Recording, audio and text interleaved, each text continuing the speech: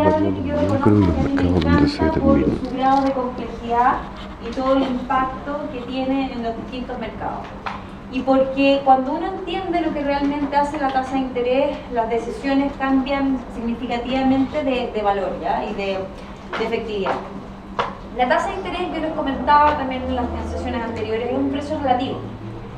Y es un precio relativo que mide cómo uno va variando las decisiones financieras a través del tiempo. Por lo tanto, la tasa de interés lo que hace es apurar o postergar decisiones de tipo financiero. No es el costo del crédito, no es el rendimiento de la inversión, no es el resultado o el retorno del ahorro, no es la tasa a la cual aplico descuentos de otro tipo, o sea, la puedo usar para todo ese tipo de cosas, pero lo que es en la práctica y para entender qué es lo que se determina es porque es un precio relativo. Y todo precio tiene que ser definido en algún mercado y debe estar explicado por un modelo en donde convergen un montón de variables para determinar que ese es el precio que corresponde y que equilibra el mercado. Entonces, esta es una de las variables, ¿no es cierto?, que tiene mayores efectos sobre las decisiones de los diferentes agentes de la economía, porque afecta el presupuesto de los hogares y las decisiones de consumo y de ahorro en los hogares, afecta las inversiones, afecta los niveles de endeudamiento del sector público, afecta el nivel de endeudamiento de los países, cambia el premio por riesgo de un país, entre otras cosas, ¿ya? La teoría de los fondos prestables, que es la que se basa en el mercado de ahorro e inversión, se convierte en un elemento gravitante para determinar el valor de la tasa de interés. Yo la otra vez les decía, mercado de fondos prestables, ahorro e inversión, tasa de interés, volumen de ahorro, demanda por ahorro. ¿Cuáles son los actores que convergen en este mercado?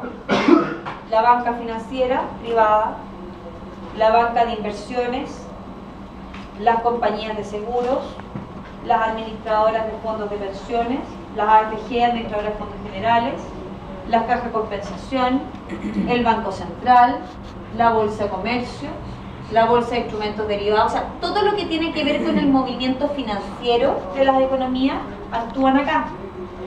Por lo tanto, si uno dice, todos estos actores tienen incentivos y gatillos distintos a tomar posiciones dentro de este mercado y a administrar los recursos de distinta manera, porque los incentivos son diferentes. Pero, no obstante ello, existe alguna forma de determinar una tasa de interés que logra equilibrar a todos estos actores. Y esa tasa no es la tasa política monetaria, no es la tasa anual bancaria, no es la tasa de retorno de las inversiones de la AFP, no es la tasa de retorno del seguro con ahorro, es una tasa que se define con un modelo y que involucra todos estos elementos, por lo tanto hay que entender cómo se construye. Las definiciones usadas para explicar lo que hace la tasa de interés pueden ser variadas. Yo esto lo hago siempre porque en el fondo voy buscando el approach que ustedes tienen respecto de este tipo de variables. Y pregunto en muchos cursos, ¿qué es la tasa de interés? Y generalmente me aparecen más o menos con respuestas bien parecidas. El costo de pedir un crédito, es la tasa a la cual yo descuento flujo, es la tasa que me mide el retorno de las inversiones. Entonces, de alguna manera, ustedes lo ven más bien como un costo que como un precio, que es diferente.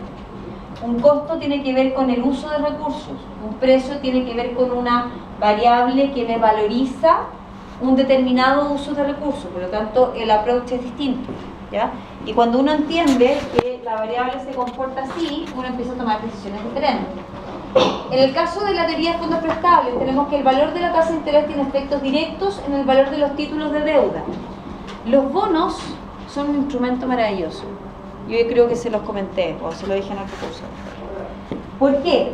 Porque el bono es un instrumento de deuda que cuando el organismo o el actor que lo emite y lo coloca por primera vez, lo hace con el objetivo de recaudar fondos, para el objetivo que tiene.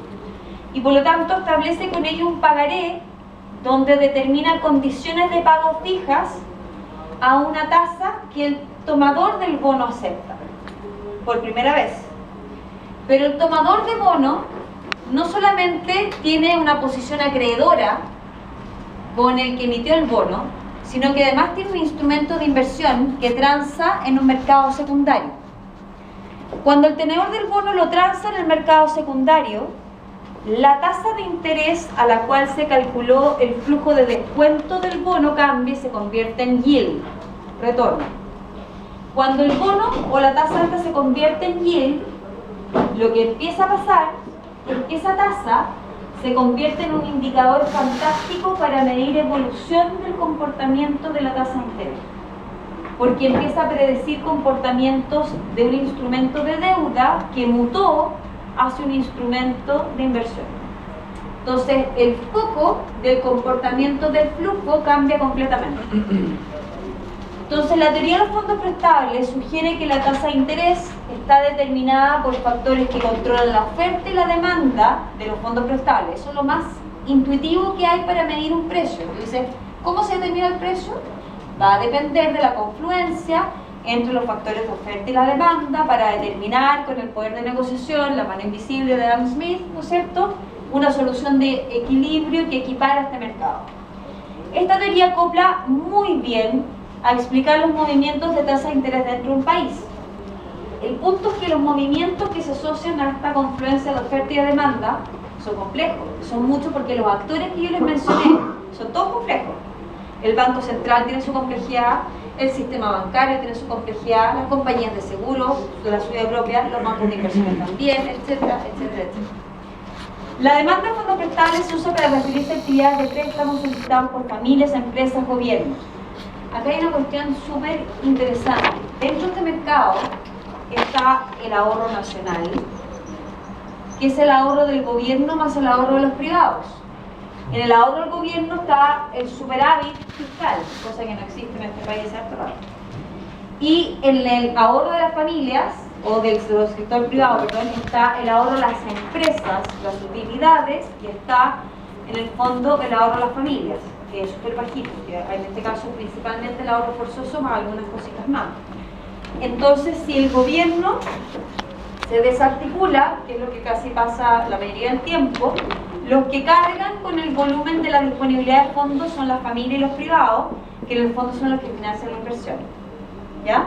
Ese es un tema importante de entender detrás de esto, porque cualquier elemento que afecte el ahorro de los privados va a terminar afectando los flujos de la inversión.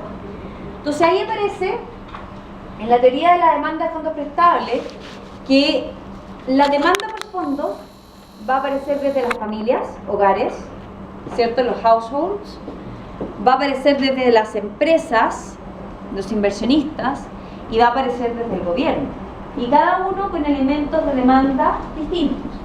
Entonces significa que hay sectores y variables que afectan la demanda, que va a ser una demanda que se comporta de una manera que ustedes ya conocen, inversamente al comportamiento del precio de obtener fondos para ser utilizados para demanda de uso de fondos, ¿ya? Recuerden que la construcción de la demanda está construida a través de una función, y esta función refleja combinaciones de pares ordenados entre precio relativo y volumen utilizado de recursos, y que cuando nosotros encontramos en un determinado momento en el tiempo, ¿no es cierto?, una serie de resultados y de datos que se me acumulan, ¿no es cierto?, en el comportamiento esperado de las variables que estoy observando, y nosotros finalmente convergemos a delimitar una tendencia a este comportamiento, llegamos a esta famosa línea. Ustedes la dibujan sin ningún respeto, para cualquier lado. Y después uno le pregunta qué significa y ahí se me pierden. Entonces, lo que está detrás de esto no es que la línea sea automática. O sea, de hecho, si uno dibujara la demanda por fondos, lo más probable es que no sea una línea perfecta así. Va a tener algunas guatitas y cosas raras. Pero en tendencia me va a mostrar un comportamiento inverso, que es lo que uno esperaría de la función de demanda, y eso es lo que se sustenta en la teoría. Entonces, ¿qué pasa con la demanda de fondos prestables? La demanda que hacen las familias tiene como objetivo destinarse a gasto. ¿Para qué demandan fondos las familias? Sí, muy bien, consumo. ¿Para qué más? Ahorro. Sí, también, pero... perdón, no, ahí tengo que hacer un cuestionamiento. Es como bien poco, es raro demandar fondos para ahorrar, tiene un costo elevado. O sea, que hace eso está pensando muy equivocadamente. Me voy, Si me voy. me detuve el cansancio me tiene... ¿Para qué más? Para inversión. Sí, para inversión, muy bien. Para vivienda, para pagar sus servicios básicos. Hoy día en la mañana conversábamos sobre esto, que por ejemplo en el caso chileno, Chile es un país que paga todo con endeudamiento, digamos. O sea, uno va al supermercado, la señora paga con la tarjeta Visa Líder, la compra al supermercado. Va a la farmacia, la señora paga, no sé, o el señor con la tarjeta de crédito, la farmacia, los remedios. Entonces, uno dice, bueno, esto está metido en el implícito del comportamiento local, ¿ya? Entonces demandamos fondos para eso. Y se ha encontrado que hay una relación positiva entre el aumento del ingreso de las familias y el monto del endeudamiento a plazo. El comportamiento de endeudamiento tiene varias atingentes bien específicas, ¿ya?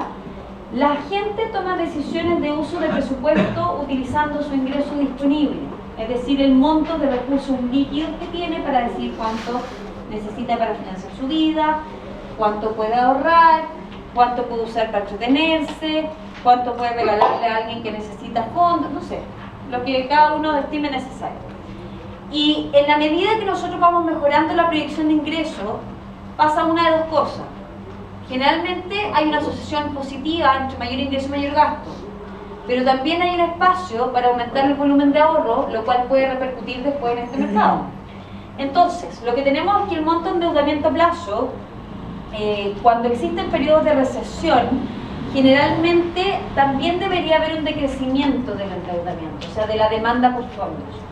Si yo percibo que la economía se está desacelerando, está entrando en un proceso recesivo y yo percibo que por lo tanto eso va a tener efecto en el nivel de ingreso que yo recibo, me aprieto el cinturón y no financio el flujo futuro con deuda. Esa es una decisión lógica y es lo que más o menos uno encuentra respecto del comportamiento de la demanda por flujos de las familias. No obstante ello, las familias demandan mayores flujos de fondos prestables a tasas menores. Por el contrario, cuando la economía está con un cierto grado de estímulo, con incentivo, lo que tiende a pasar es que también las familias proyectan mejoras en los ingresos.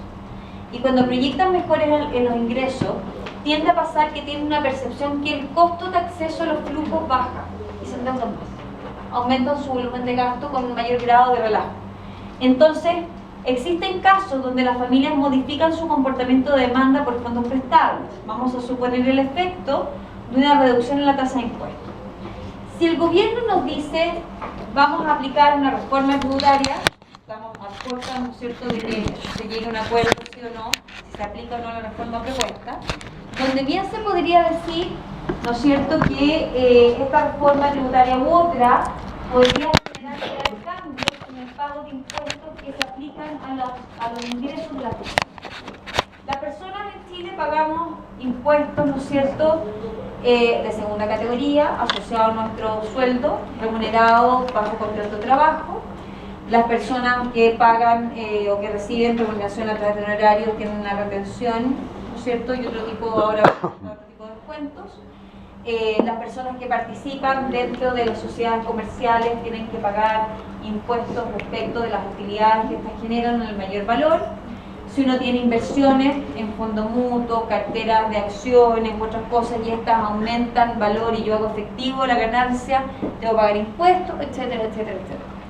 Si en una reforma asociada a todo ese tipo de cambios, la percepción del ingreso cambia. Y lo que hace las familias en la toma de decisiones es que cuando yo percibo que ese cambio es transitorio, normalmente no hay una modificación en las decisiones de gasto. Uno más o menos se queda parecido porque lo percibo que va a ser un efecto que va a ser pasajero. Hoy día percibo que tengo más plata, pero no sé